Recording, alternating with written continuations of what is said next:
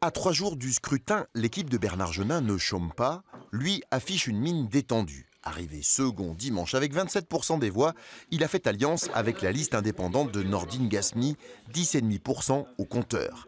Et il assume volontiers agréger 8 formations sous sa bannière. Si on veut rassembler largement, il faut fédérer des gens qui n'ont pas forcément, sont pas forcément sur les mêmes lignes politiques, mais qui partagent les mêmes valeurs et le même projet.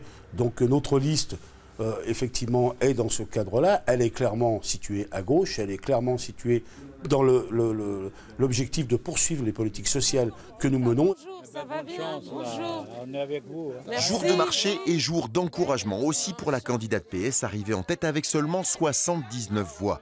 Elle s'est alliée avec l'autre liste citoyenne, totalisant près de 17% au premier tour. Pour le candidat PC, c'est une alliance avec la droite.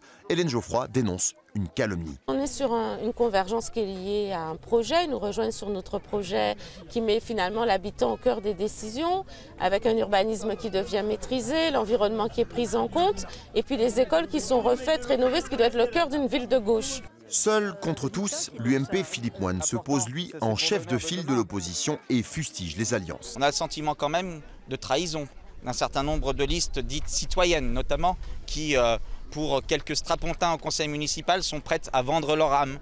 Et nous disons très clairement, cette politique-là, on n'en veut pas à Vaux-en-Velin. C'est ce qui fait qu'aujourd'hui, on a 62% d'abstention sur notre ville. Entre une abstention effectivement record et un report des voix qui n'a rien de garanti, les alliances électorales vont ménager à Vaux-en-Velin un vrai suspense dimanche dans cette triangulaire.